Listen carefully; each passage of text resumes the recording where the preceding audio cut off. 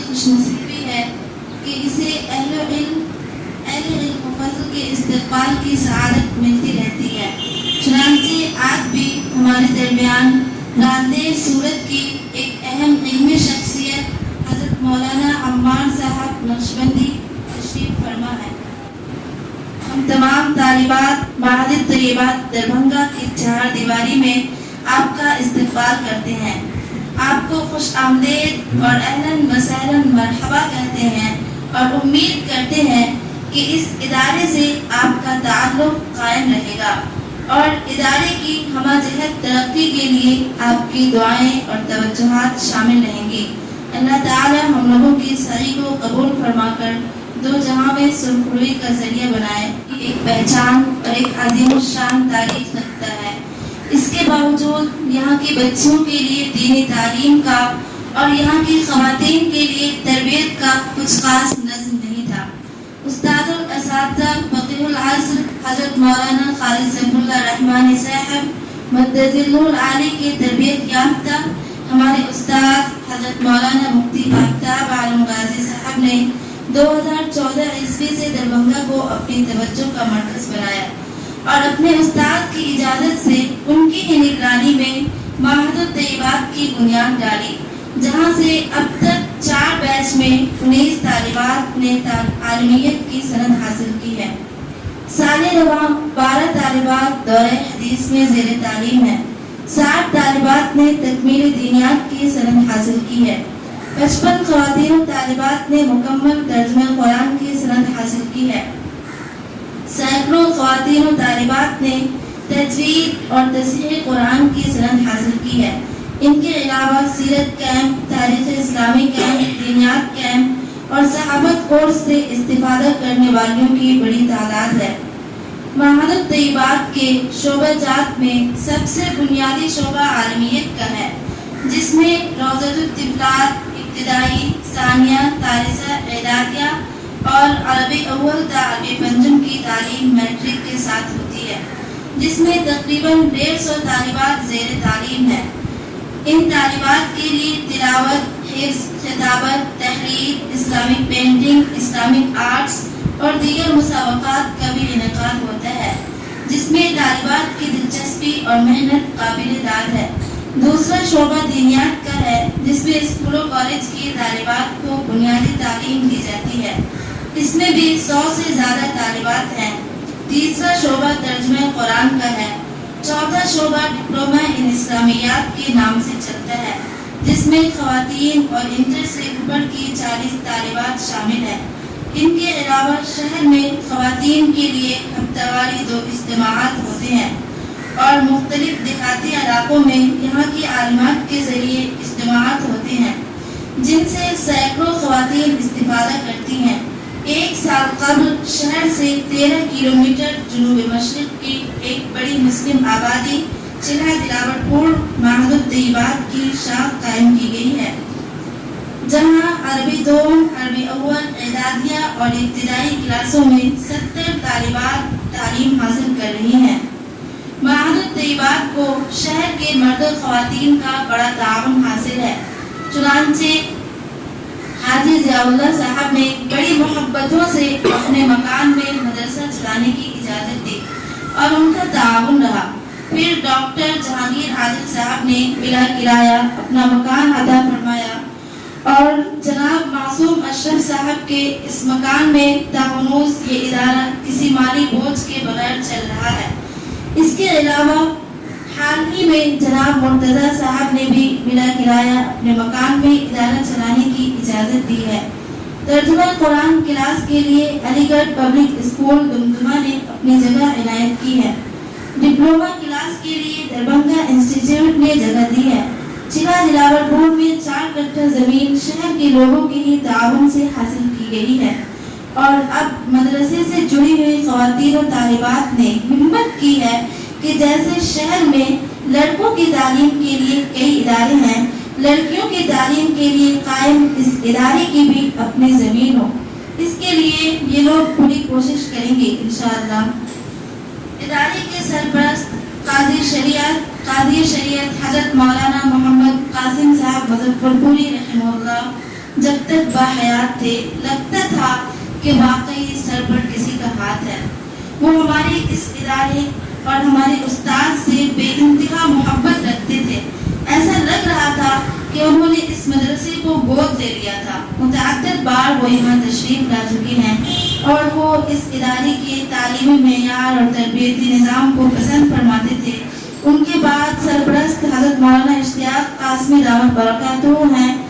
इस मदरसे के दीनी तालीम के निगरान फ़कीहुल अस्र मुस्लिम पर्सनल लॉ बोर्ड के नए जनरल सेक्रेटरी हज़रत मौलाना खालिद सफरुल्लाह रहमानी साहब हैं और असली तालीम के निगरान जनाब प्रोफेसर शमीम बारवी साहब हैं।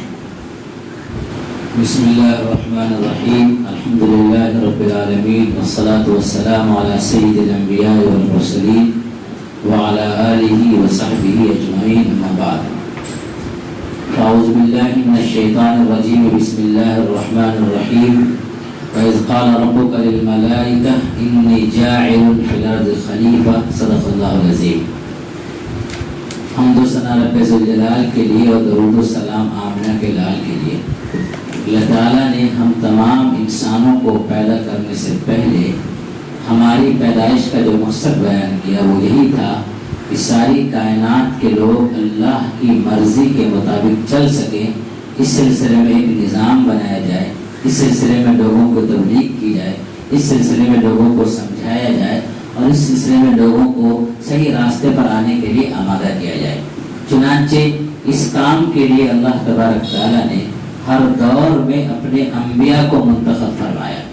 हर दौर में नबी तशरीफ़ लाते रहे, नबी ने समझाया और नबी ने समझाने के बाद एक माहौल बनाया।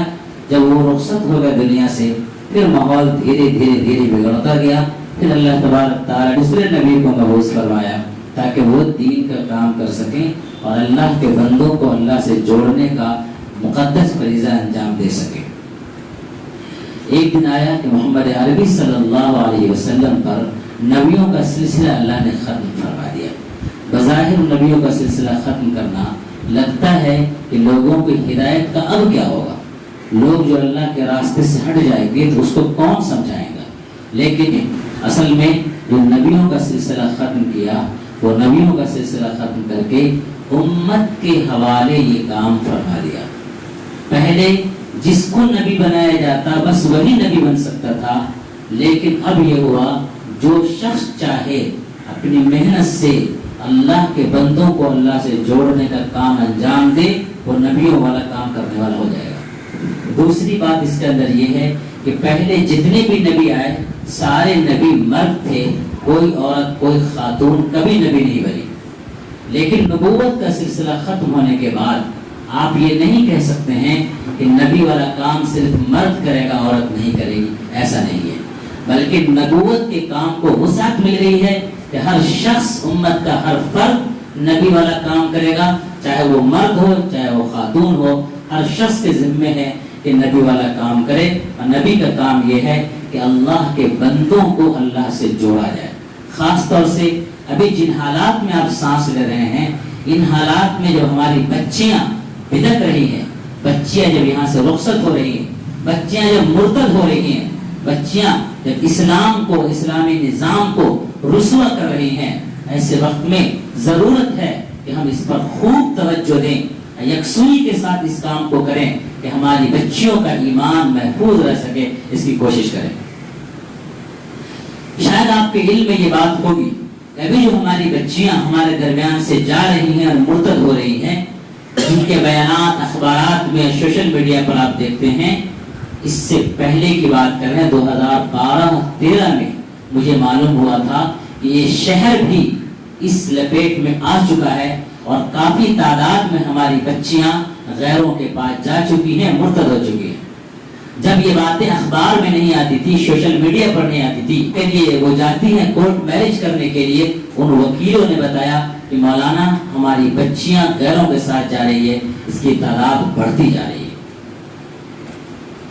ये सुनकर जब हम लोग बिहार से बाहर थे, कर्नाटक के इलाके में और हैदराबाद में हम काम कर रहे थे, जब हमको ये मालूम हुआ कि हमारा दरभंगा शहर जल रहा है और इसकी आग का धुआं भी हमारे मुसलमानों को महसूस नहीं हो रहा है, इस आग की धनक اور اس آگ کی جو ہے سوزش ان کے دلوں کو نہیں جلا رہی ہے، تو پھر ہم نے یہ طے کیا اور اونچی اونچی کتابیں جو افتاء تک کی کتابیں پڑھانے کا موقع ملتا تھا وہ ساری کتابوں کو چھوڑ دیں گے، بیٹھ کر کے نورانی قاعدہ پڑھائیں گے، اما پارا پڑھائیں گے، ناظرہ قرآن مجید پڑھائیں گے، لیکن اپنی بچیوں کو اور خواتین کو دین سے جوڑنے کا، اسلام سے جوڑنے کا کام کریں گے۔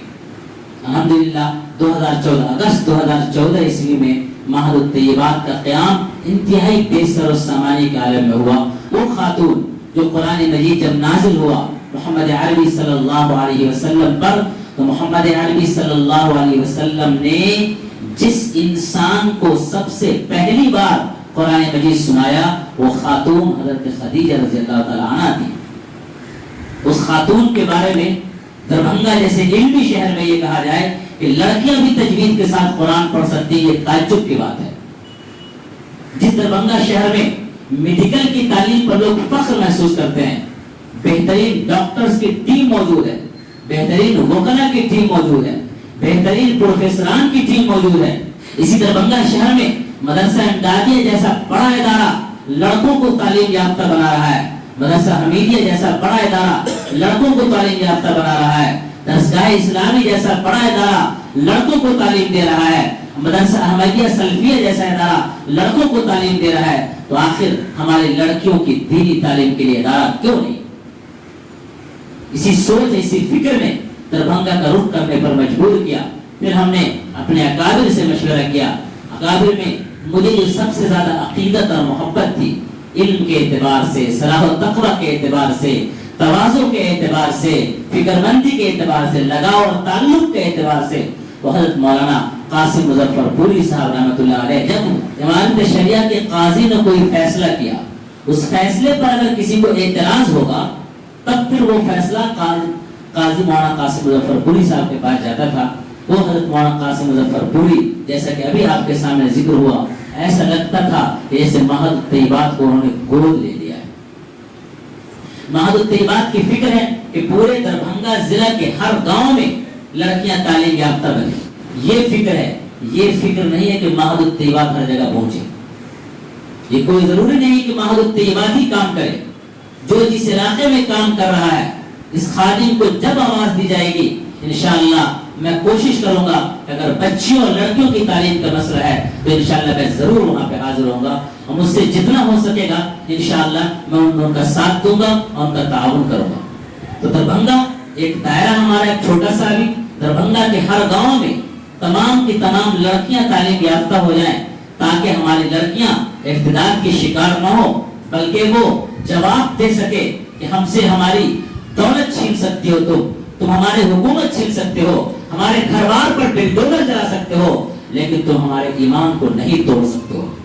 اتنا ایمان مضبوط ہماری تمام بچیوں کا ہونا چاہیے۔ اس کے لیے پورے دربھنگا میں انشاءاللہ کام کرنا ہے، پورے دربھنگا میں اس کا ماحول بنانا ہے، اور انشاءاللہ جہاں تک ممکن ہو سکے انشاءاللہ ہر بچی تک پہنچ کر کے اس کام کو کرنا ہے۔ الحمدللہ ہماری عالمات اس کام کو کر رہی ہیں، مختلف شعبوں کے ذریعے الحمدللہ کوشش کی جا رہی ہے کہ شہر کی تمام بچیاں اور خواتین کو جوڑا جائے، یا تو تعلیم سے جوڑا جائے یا اجتماعات سے جوڑا جائے، اور نہیں ہو تو پھر آن لائن کلاسوں سے جوڑا جائے، لیکن ہر حال میں ان کو دین سے اور دینی تعلیم سے جوڑا جائے، اسی کی فکر ہے۔ اس فکر میں الحمدللہ تمام لوگوں نے ہمارا ساتھ دیا، بہت سارے لوگوں کا ذکر آیا اور بہت سارے لوگوں کا ذکر نہیں آیا۔ کچھ لوگ ایسے ہوتے ہیں جو بنیاد کا پتھر ہوتے ہیں، جس کی ساری خدمات زمین کے نیچے چھپی ہوتی ہے، حالانکہ ساری عمارت اسی پر ٹکی ہوتی ہے۔ کچھ لوگ ایسے بھی ہوتے ہیں، ہر ایک کا نام نہیں لیا جاتا ہے، لیکن جو جتنا دل سے محبت کرے گا اور ادارے کو آگے بڑھانے کی کوشش کرے گا یا کوشش کرے گی،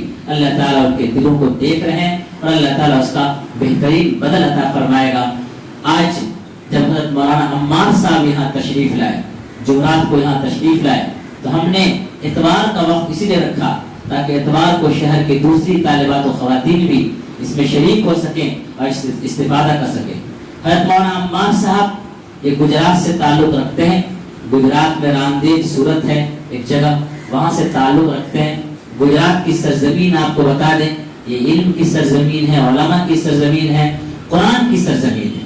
کہیں پر کسی مدرسے میں قرآن کی اگر اچھی تعلیم دینی ہوتی ہے تو یوں کہتے ہیں لوگ کہ اگر آپ ہمارے مدرسے میں گجرات کے طرز پر تعلیم ہوتی، یعنی گجرات کو قرآن کی تعلیم کے لیے مثال کے طور پر پیش کیا جاتا ہے، وہ گجرات جو قرآن کی خدمت کرتا ہے، قرآن کی تعلیم دینے والے اداروں کی خدمت کرتا ہے، علماء کی خدمت کرتا ہے، اس گجرات سے آپ کا تعلق ہے اور آپ کا دربھنگا کی سرزمین پر استقبال ہے۔ دوسری چیز، حضرت مولانا عمار صاحب ایک اہل دل بزرگ، جن کے واقعات اور جن کی چیزیں واقعی دلوں کو تڑپا دینے والی ہوتی ہیں۔ بڑے بڑے علماء سے خطاب کرے وہ تو علماء کی آنکھوں سے آنسو جاری ہو جائے۔ ایسی شخصیت جس کو اللہ تعالیٰ نے اپنی محبوبیت سے نوازا ہے۔ حدیث پاک میں آتا ہے جب اللہ اپنے کسی بندے سے محبت کرتا ہے تو فرشتوں کو کہہ دیتا ہے کہ میں اس سے محبت کرتا ہوں، تم بھی محبت کرو، اور فرشتوں میں اعلان کر دو کہ تمام فرشتے محبت کریں۔ پھر اس کی محبت لوگوں کے دلوں کے اندر ڈال دی جاتی ہے۔ حضرت پیر ذوالفقار علی صاحب نقشبندی دامت برکاتہم انہی شخصیات میں سے ہیں کہ بڑے بڑے علماء نے ان سے رابطہ کیا، ان سے تعلق جوڑا۔ حضرت مولانا خلیل الرحمن سجاد نعمانی دامت برکاتہم جب قرآن کی تفسیر کرتے ہیں تو ایسا لگتا ہے جسے دل چیر کر رکھ دیتے ہیں۔ جرأت میں، ہمت میں، حق گوئی میں حضرت مولانا خلیل الرحمن سجاد کو پورے ہندوستان میں مثال کے طور پر پیش کیا جا سکتا ہے۔ وہ مولانا خلیل الرحمن سجاد دامت برکاتہم حضرت پیر ذوالفقار صاحب کے خلیفہ ہیں۔ دارالعلوم دیوبند کے ایک موقر استاد حضرت مولانا سلمان صاحب بجنوری دامت برکاتہم ان کے خلیفہ ہیں۔ جناب مولانا صلاح الدین سیفی صاحب بڑے بزرگ اللہ والے ہیں، گجرات کے اندر رہتے ہیں، وہ بھی ان کے خلیفہ ہیں۔ حضرت مولانا انعام الحسن صاحب جو اپنے بہاری کے رہنے والے ہیں، وہ حضرت پیر ذوالفقار علی صاحب کے بڑے خلفاء میں سے ہیں، اور الحمدللہ ان کا فیض بہت عام ہے۔ انہی حضرت مولانا پیر ذوالفقار علی صاحب نقشبندی دامت برکاتہم سے آپ کا تعلق ہے۔ 2008 میں جب حج میں جانا ہوا تو مجھے معلوم ہوا کہ حضرت پیر صاحب عشاء کی نماز کے بعد 11-12 بجے حرم شریف میں تشریف لاتے ہیں۔ چنانچہ عشاء کی نماز کے بعد میں بیٹھ گیا حضرت کے انتظار میں، اور واقعی 11:30-12 بجے کے قریب حضرت تشریف لائے اور مطاف میں کرسی لگا کر کے وہ بیٹھ گئے۔ الحمدللہ مجھے بھی ان سے ملاقات کا شرف ہوا۔ حیدرآباد میں بھی ان کا خطاب سننے کا موقع ملا۔ جتنے علماء کرام قریب میں امامت کرتے ہیں، تقریباً تمام علماء کرام اپنے کمرے کے اندر حضرت پیر ذوالفقار علی صاحب کی کتاب رکھتے ہیں اور ان کی کتاب سے خطاب کرتے ہیں۔ حضرت مولانا عمار صاحب دربھنگا تشریف لائے، ہم دربھنگا کی سرزمین کی طرف سے آپ کا استقبال کرتے ہیں، آپ کا خیر مقدم کرتے ہیں، آپ کو اہلاً و سہلاً مرحبا کہتے ہیں۔ خاص طور سے ہم اس لیے آپ کو کہتے ہیں کہ ہماری بھی خواہش ہے، ہمارا بھی شوق ہے کہ جس طرح سے، بلکہ ہم نے اعلان بھی کیا ہے، جس طرح سے دربھنگا کی سرزمین کو لوگ میڈیکل کے نام سے جانتے ہیں، یہاں کے ڈاکٹر بڑے مشہور، بڑے اچھے، بڑے ماہر ہوتے ہیں، یہاں میڈیکل کی تعلیم بڑی اچھی کہلاتی ہے، جس طرح دربھنگا شہر کو لوگ میڈیکل کے نام سے جانتے ہیں۔ ہماری خواتین و طالبات نے یہ وعدہ کیا ہے کہ 10 سال کے اندر انشاءاللہ دربھنگا شہر کو لوگ قرآن کے نام سے جانیں گے انشاءاللہ۔ لوگ کہیں گے کہ اگر یہ دربھنگا شہر کی بچی ہے تو اس کو قرآن اچھا پڑھنا آتا ہوگا، اگر یہ دربھنگا شہر کا لڑکا ہے تو اس کو قرآن اچھا پڑھنا آتا ہوگا۔ یہ وعدہ ہم لوگوں نے کیا ہے اور اس امید پر وعدہ کیا ہے کہ اللہ تعالیٰ ہمارے وعدے ہماری لاج رکھے گا اور اللہ تعالیٰ ہماری اس امید کو ضرور پوری کرے گا۔ انشاءاللہ دربھنگا شہر میں بھی قرآن کریم کا ایک ماحول بنے گا۔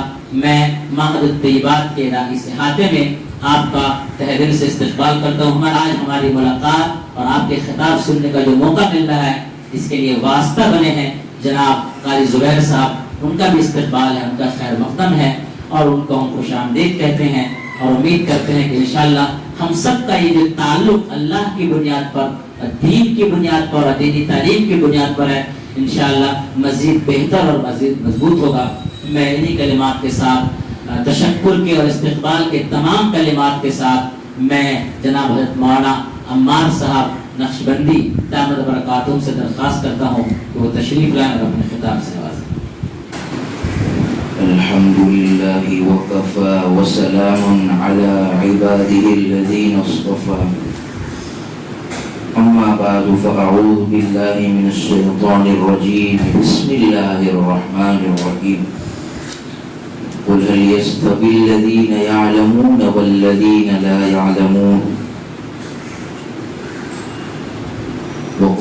رسول الله صلى الله عليه وسلم طلب العلم فريضة على كل مسلم ومسلمة سبحان ربك رب العزة عما يصفون وسلام على المرسلين والحمد لله رب العالمين اللهم صل على سيدنا محمد وعلى آل سيدنا محمد وبارك وسلم اللهم صل على سيدنا محمد وعلى آل سيدنا محمد وبارك وسلم.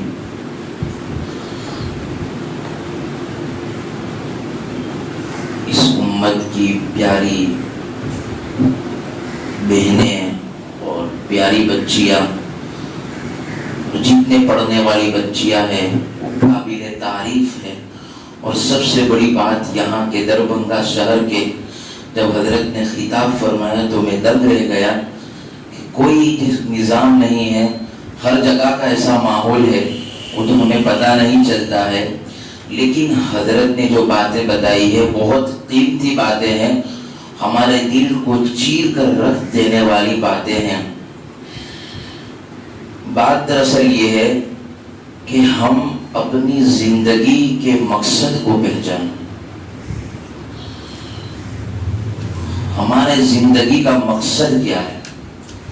سب سے پہلی چیز یہ ہے کہ ہماری زندگی کا مقصد وہ ہمیں معلوم چلتا ہے قرآن کریم سے.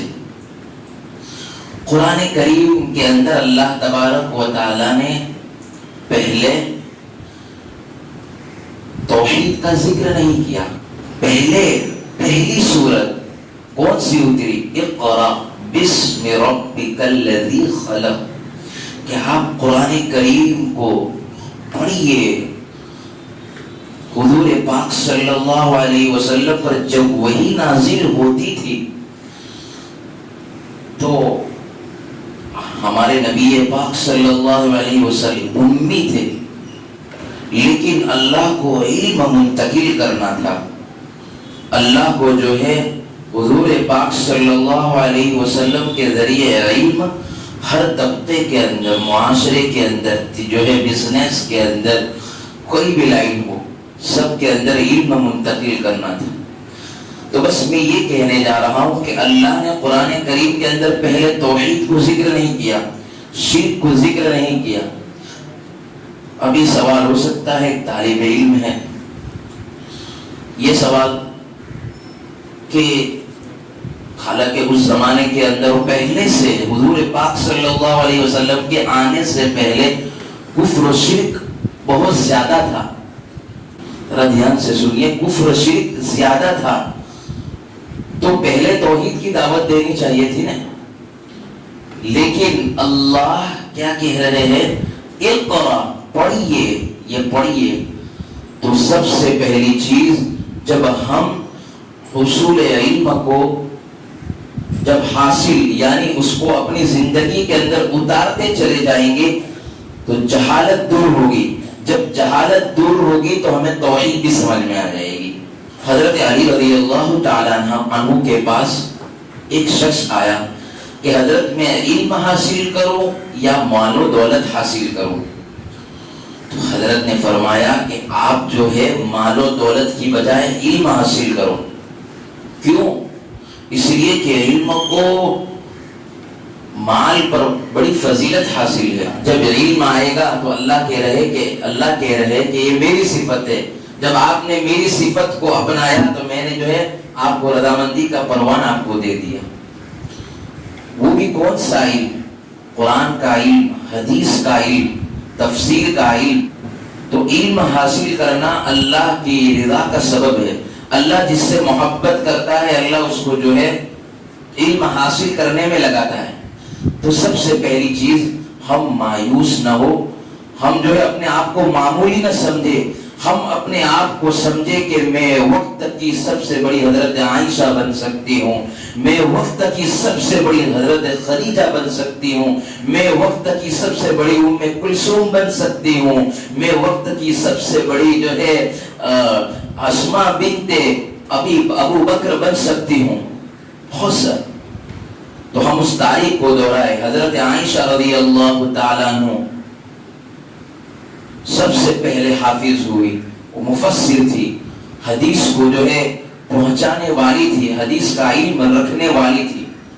تو میں بات یہ کر رہا تھا کہ حضرت علی رضی اللہ تعالیٰ عنہ سے پوچھا گیا تو علم کے متعلق تو کہا کہ آپ علم حاصل کیجئے. دوسری بات یہ ہے کہ انسان جب مال و دولت کماتا ہے اس کے اندر زیادہ لگتا ہے. کیوں یہ بات اس لیے کر رہا ہوں کہ ہمارے بچیوں کے اندر اور ہماری ماؤں بہنوں کے اندر جو ہے مال کی بڑی حرص ہوتی ہے. ابھی گھر کے اندر یہ کہہ دیا جائے، اگر امی ہمیں کہے کہ کان کے اندر آپ کو کڑا لگانا ہے، ایک لوکھن کی چیز لگانی ہے، تو یہ کیا بات ہے؟ لیکن کہیں کہ آپ کو ایئرنگ پہننی ہے، زیورات پہننے تو تیار ہو جائے. صرف وہ بات کا فرق ہے، صرف بات کا فرق ہے. تو سب سے پہلی چیز علم ہم اس لیے حاصل کریں کہ اللہ راضی ہو جائے. کیا ہو جائے؟ اللہ راضی ہو جائے، اللہ ہمارا ہو جائے. جب آپ کی یہ نیت ہوگی تو اللہ سارے راستے کھولے گا. آپ وقت کی سب سے بڑی جو ہے مفسرہ بھی بن سکتی ہے، محدثہ بھی بن سکتی ہے، عالمہ بھی بن سکتی ہے. اس لیے کہ حضرت امام مالک رحمت اللہ علیہ کی دو بیٹیاں تھیں، وہ جو ہے حدیث کی حافظہ تھی. تو ہم حدیث کو بھی جو ہے حافظ کر سکتے ہیں، اس کو جو ہے اپنے سینے کے اندر پڑھ جو ہے منتقل کر سکتے ہیں.